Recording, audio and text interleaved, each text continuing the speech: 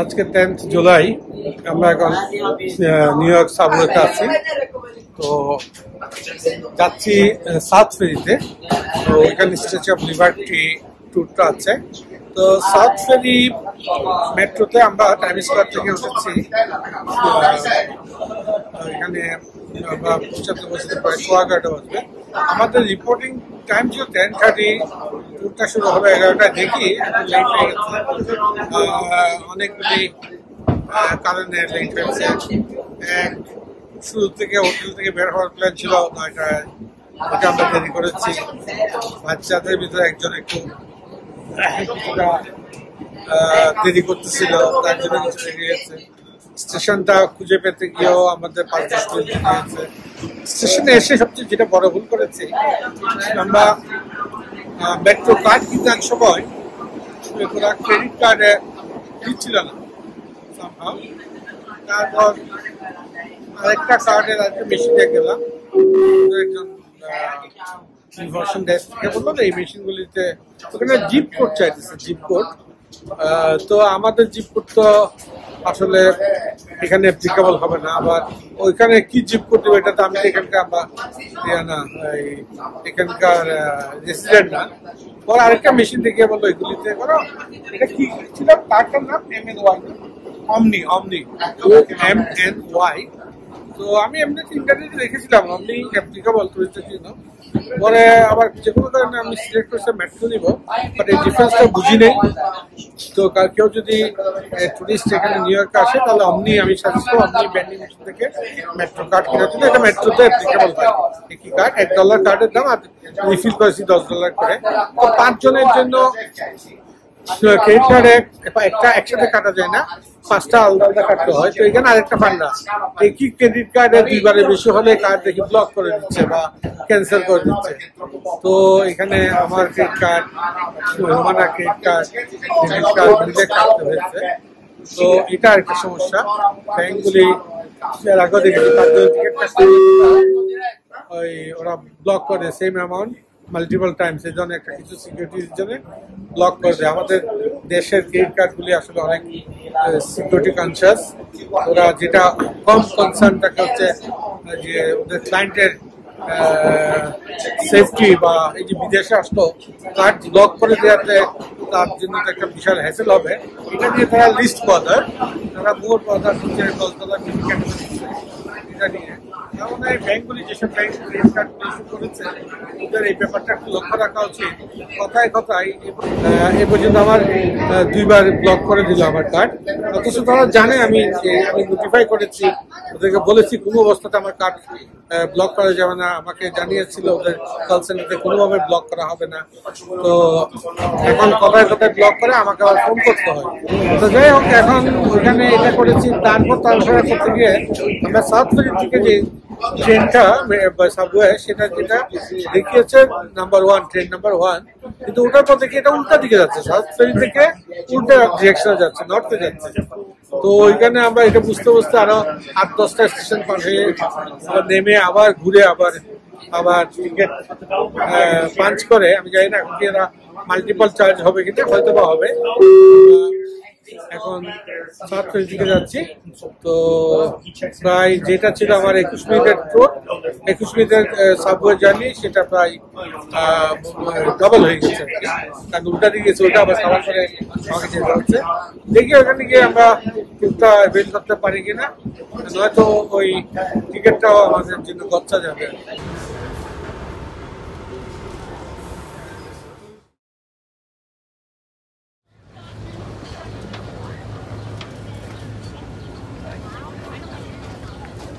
Statue City cruises আমরা একটা ticket book করেছি। আমার পিছনে দেখতে পাচ্ছেন ক্রুজের ফেরিটা যাচ্ছে। এই ফেরিটা আমরা এখানে আসার সাথে সাথে ছেড়ে দিয়েছে। তো মানে আমরা উঠতে পারি না, পরের সাথে আমরা ইনশাল্লাহ উঠবো। তো এটাতে করে আমরা স্ট্যাচু অফ লিবার্টি দেখতে যাবো। ওই যে পিছনে দেখা যাচ্ছে statue of liberty.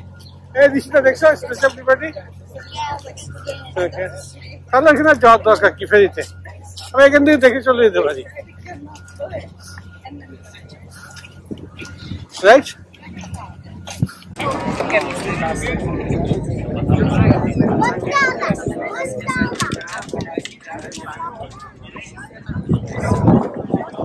Questo Memo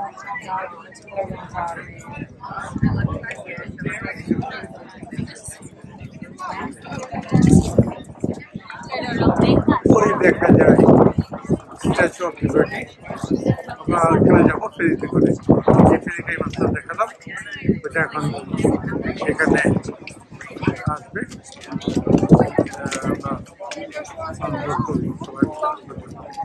Ja, sitten toisaalta siinä. তো এই স্ট্যাচু অফ লিবার্টির ওখানে অনেক খাওয়া হয়। আমি অ্যাডভাইস করে যারা আছে সানস্ক্রিন যেন সাথে নিয়ে, মানে চামড়া পুড়ে যাচ্ছে, রীতিমতো পুরো ফসকা পড়ে যাচ্ছে এমন লোক। এটার নাম হচ্ছে মিস লিবার্টি। আমরা মিস লিবার্টি করেই স্ট্যাচু অফ লিবার্টি দেখতে যাবো। সিটি ক্রুজেসের একটা ফেরি বলে না, এখানে অ্যাঙ্করিং করবেন।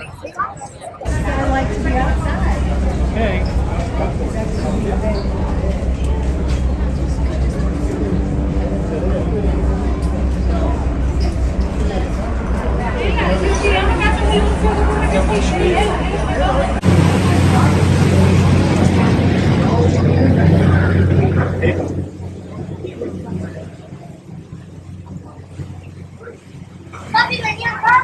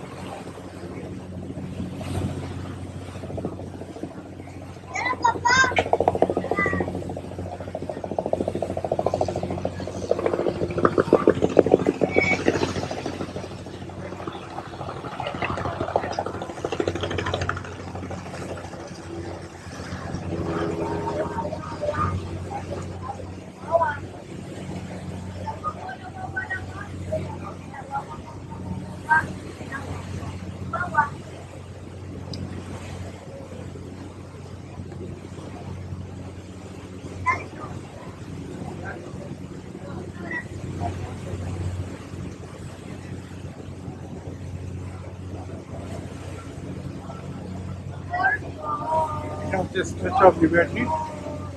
এখান থেকে আমরা এখন যাচ্ছি এলিস আইল্যান্ড। এটা হচ্ছে এলিস, বিউটিফুল এলিস।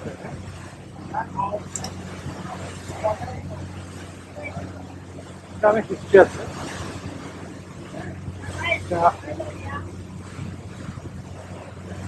এখানে মিউজিয়াম আছে এখন। 1892 থেকে 1956 সাল পর্যন্ত নিউজিল্যান্ডের পোর্ট অফ এন্ট্রি ছিল এটা। সেকেন্ড ওয়ার্ল্ড ওয়ার সময় এখানে ব্রিটিশরাও ইউজ করে আইল্যান্ডটা। এই আইল্যান্ডে আসার 1 বছর পর হচ্ছে ফেরি। আমরা সেরকম একটা ফেরি করে দিচ্ছি ওখানে।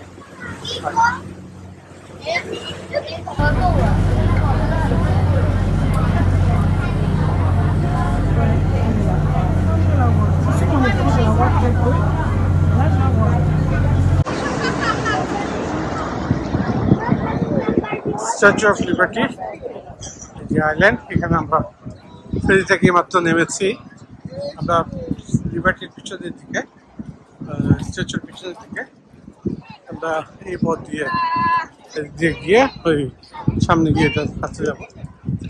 তো এটার উপরে ওঠা যায়, বাট এটার জন্য অনেক লম্বা কিউ, আর এত উপরে উঠতে হবে হেঁটে সিঁড়ি দিয়ে। মনে হয় না আমাদের ওই এনার্জি আছে।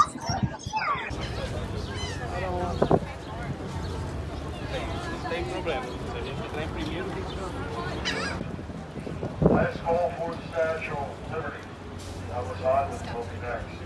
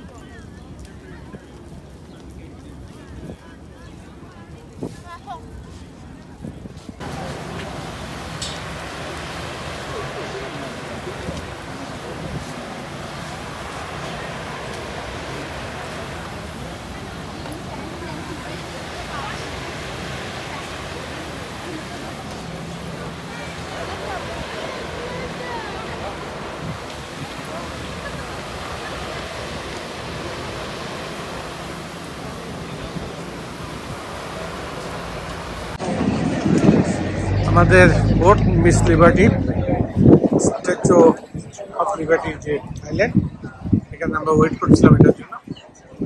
এখন আসছে, ফার্স্টে বোটের লোকজন নামবে, তারপর আমরা উঠবো। সবকিছু এখানে সুন্দরভাবে ম্যানেজ করা। এরা নামার আগে আমাদেরকে এখানে উঠতে দিবে না, নামবে এদিক দিয়ে, এরা বের হয়ে যাবে এই লাইন দিয়ে, তারপর এই লাইনটা দিয়ে আমরা উঠবো। আমাদের ফেরিঘাটগুলি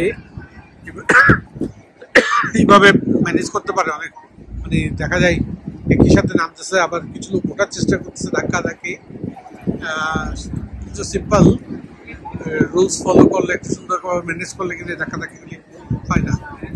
আমরা Liberty Island is our stop. If you would like to go ashore, please San Marino. make your way to the main deck. সুন্দরভাবে The next stop for this boat will be Ellis Island, followed by New York City.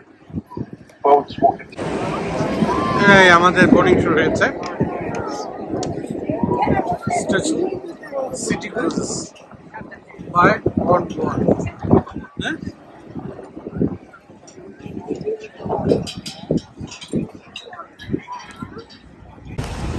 beautiful Statue of Liberty.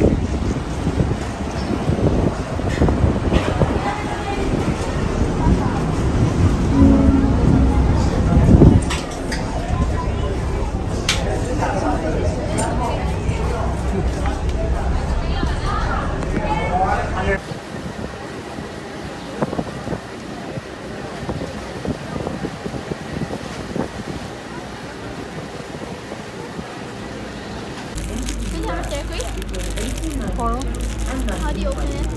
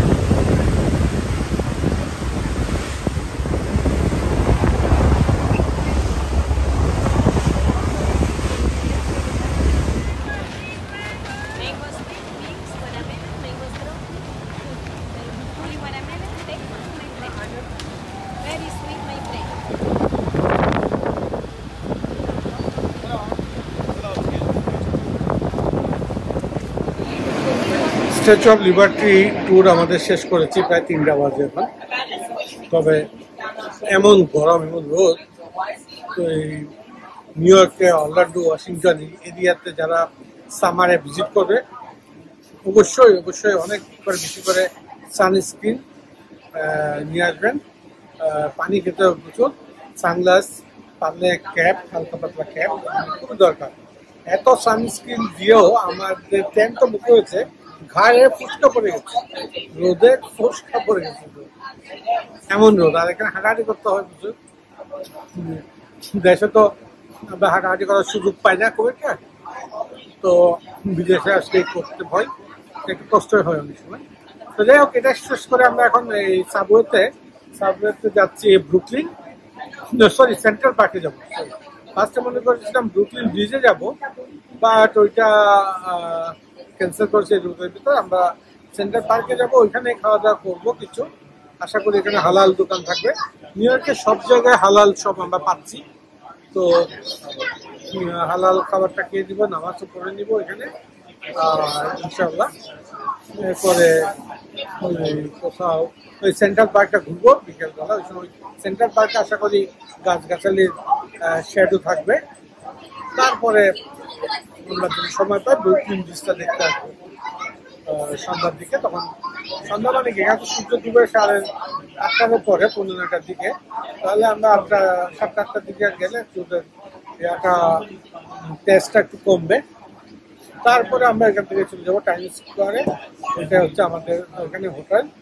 তো plus এখানে ইভিনিংটা আমরা কাটাবো। Times square একটা very tourist happening place, তো vibrant place.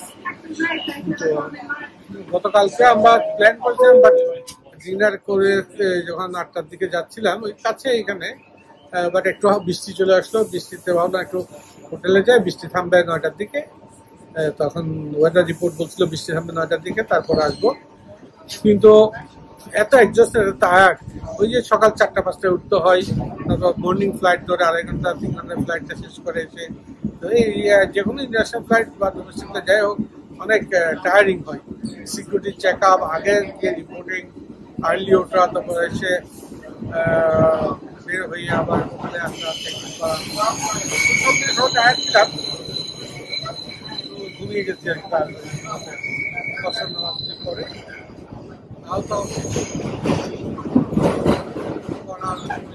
Challenging হয়ে যায়, এত টায়ার্ড থাকে। যাই হোক, এখন আমরা যাচ্ছি সেন্ট্রাল পার্কে, ওখানকার ভিডিও পরে পোস্ট করবো ইনশাআল্লাহ। আমরা 72 আর কি স্ট্রিট, তো এটা দিয়ে সেন্ট্রাল পার্ক এসেছি। সেন্ট্রাল পার্ক হচ্ছে নিউ ইয়র্কের the largest, as a matter of fact এটা কোনো সিটি সেন্টারের ভিতর আমার কাছে মনে হয় ওয়ার্ল্ডের largest park within city centre. এখানে অনেক কিছু আছে, ঘুরলে এখানে সারাদিন ঘুরে যায়। তো এই গেটের কাছে এই স্ট্রিট ফুড, একটা ইজিপশিয়ান দুটা লোক এটা চালাচ্ছে, হালাল ফুড। তো নিউ ইয়র্কের রাস্তায় রাস্তায় হালাল ফুড পাওয়া যায়।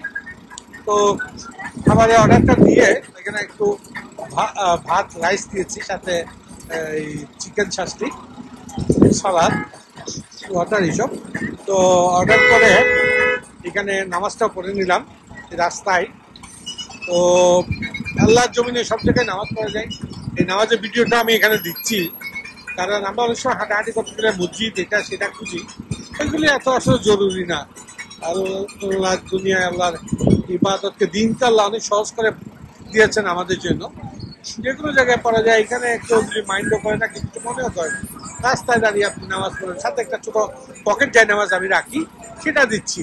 তো নামাজকে প্রমোশন করা, নামাজের ছবি দেওয়াটা আমি মনে করি বেশি দরকার। নামাজ একটা প্রকাশ্য ইবাদত, এই ইবাদতটা নামাজ পড়তে হবে, ফরজ নামাজগুলি এই প্রকাশ্যে এবং এমন ভাবে পড়তে হয় যেন নামাজ পড়া অবস্থায় আরেকজন বুঝে এটা নামাজ পড়তেছে, যাতে না বুঝে চুপিসারে পড়া এটা নামাজের বিধান না। নামাজের বিধানটা হচ্ছে কারো কোনো সন্দেহ থাকলে আলেমের সাথে বুঝে নিতে পারে।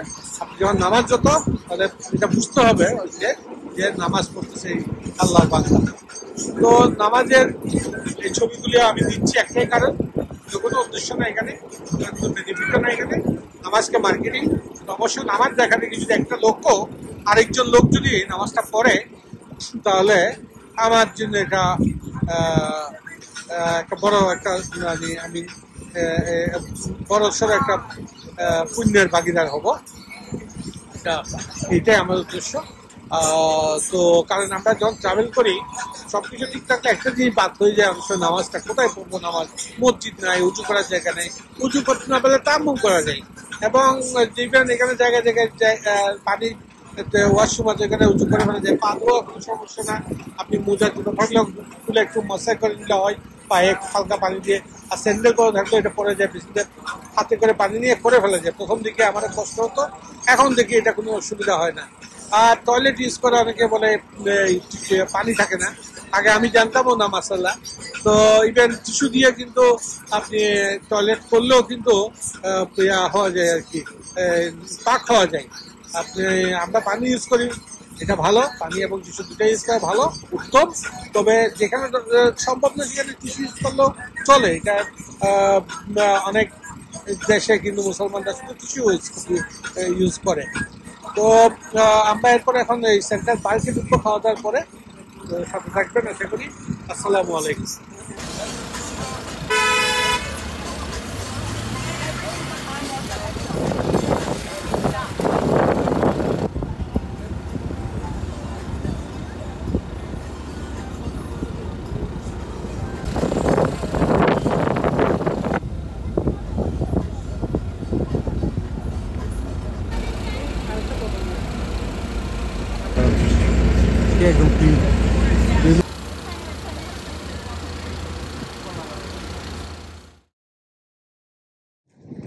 Yes, this is Central Park. Huh? What am I talking about?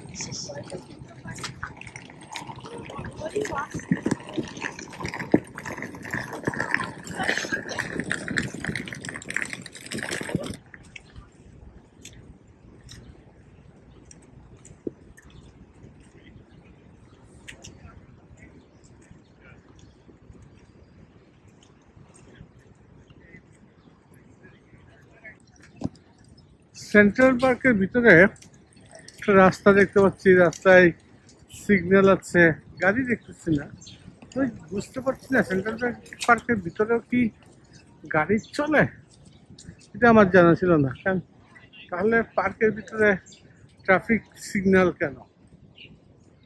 যদিও গাড়ি এখন পর্যন্ত আমি দেখি নেই।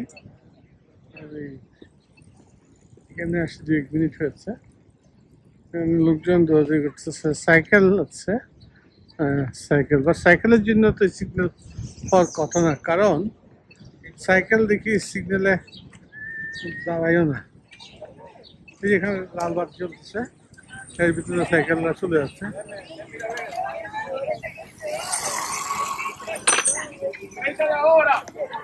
একটা গাড়ি দেখতে পাচ্ছি অনেকক্ষণ পরে, বাট এটা পার্ক অথরিটির গাড়ি মনে হচ্ছে। Central park conservancy. তো এইসব ওদের ইন্টারনাল গাড়ির জন্য ওদের পার্কগুলি আছে।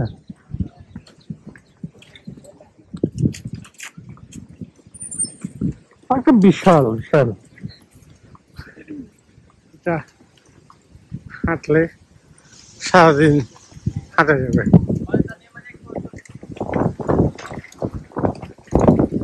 আরেকটা গাড়ি দেখেছে এখন, এটা হচ্ছে ওদের পার্ক অথরিটির গাড়ি। তো এখানে পাবলিক ট্রান্সপোর্ট বা প্রাইভেট গাড়ি মনে হয় না চলে, পার্ক অথরিটির নিজস্ব গাড়ি, সিগন্যাল দিয়ে কিছু চলে আমার মনে হয়। বাট এখানে রাস্তায় সাইক্লিং করার জন্য বেস্ট। সাইকেল নিয়ে চলে এসে বাচ্চা কাচ্চা নিয়ে দেখতে পাচ্ছ সুন্দর সবাই সাইক্লিং করছে। এখানে ফুড ডেলিভারি, আমাদের ফুড পান্ডার মতো তাদেরকেও দেখা যাচ্ছে ভিতরে। তো সাইক্লিং প্রচুর আছে, সাথে আছে কিছু রিক্সা। তো রিক্সাগুলি আমাদের দেশের লোকজন না চলে ভালো, আমরা দেশে অনেক সস্তায় রিক্সা চলতে পারি। এখানে প্রতি মিনিটে $7 করে চার্জ করে। আপনি 10 মিনিটে $70, মানে 10 মিনিট রিক্সায় চললে আপনার বাংলাদেশি টাকায় 8,000 টাকার উপর দিতে হবে, আর 8,500 টাকার মতো দিতে হবে 10 মিনিট সাইকেল রিক্সায় চললে। মনে হয় না আমাদের এটা চলা উচিত। যারা যেসব লোকজন রিক্সা দেখে নাই যেসব দেশের, তাদের জন্য ঠিক আছে, তাদেরকে কষ্ট করে সাইকেলে চড়াচ্ছে, হ্যাঁ, প্রচুর কষ্ট, এই দেশের লেবারের কষ্ট বেশি।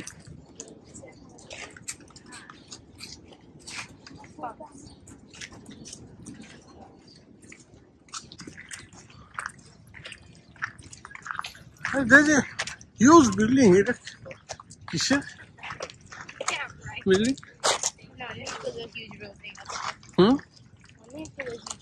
পার্কের এদিকে না?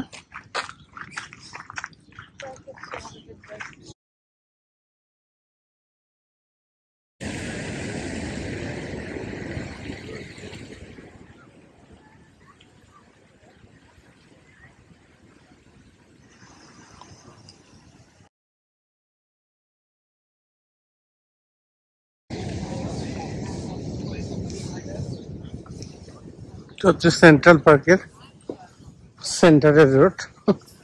অনেক বড় বড় করে রাস্তা করেছে, একদম পিচ ঢালাই রাস্তা, যদি এখানে কোনো গাড়ি চলে না। সেন্ট্রাল পার্কে হাঁটাহাঁটি করছি, সুন্দর পার্ক, জায়গায় জায়গায় বসার সিট আছে। তো আমরা যে রোডটা ফলো করতেছি তার 50% মোটামুটি শেষ, মাঝামাঝি আসছি, আর এখন বাকি 50% আমরা গিয়ে অন্য দিক দিয়ে বের হবো। তো ওদিক থেকে আমরা আবার মেট্রো নিয়ে আমাদের হোটেলের দিকে চলে যাব।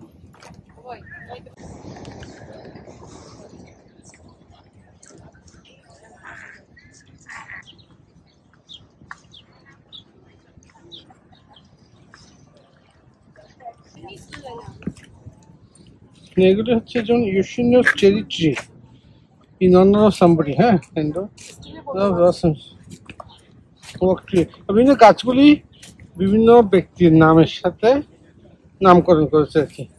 এক যেমন এটা হচ্ছে ইউশিনো চেরি,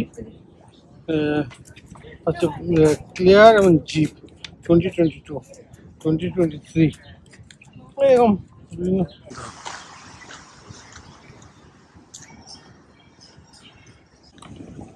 সেন্ট্রাল পার্কের ভিতরে টেনিস কোর্ট আছে দেখি, এবং কি ধরনের টেনিস, টেনিস না,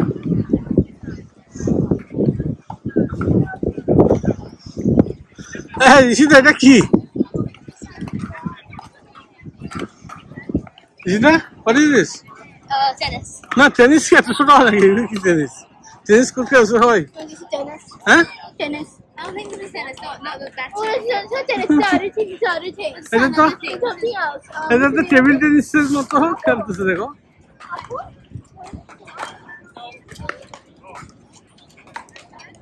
Seems fun. Take me with you. I want to play. This pickleball. Is it like is it city pickleball? What's it up? I'm so small. হ্যাঁ,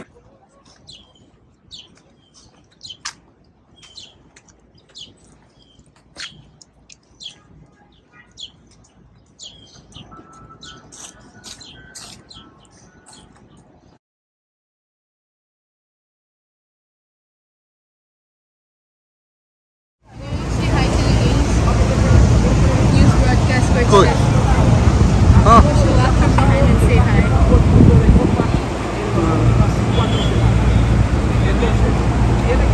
একজন নিউজ ব্রডকাস্টার এখন time square থেকে news broadcast করছে। আমরা time স্কোয়ারে আছি এখন, সামনে আমাদের হোটেল। তো আমরা হোটেলে যাবো, সব টায়ার, সকালে বেরিয়েছি, রুমে যাইনি, রুমে গিয়ে ভালো লাগলো আবার আসবো।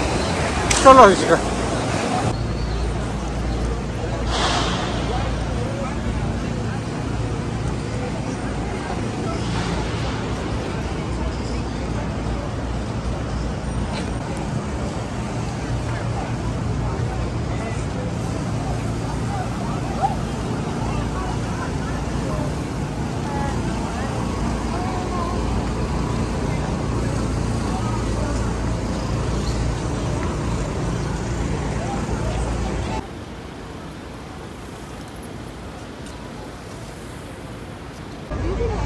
Time square.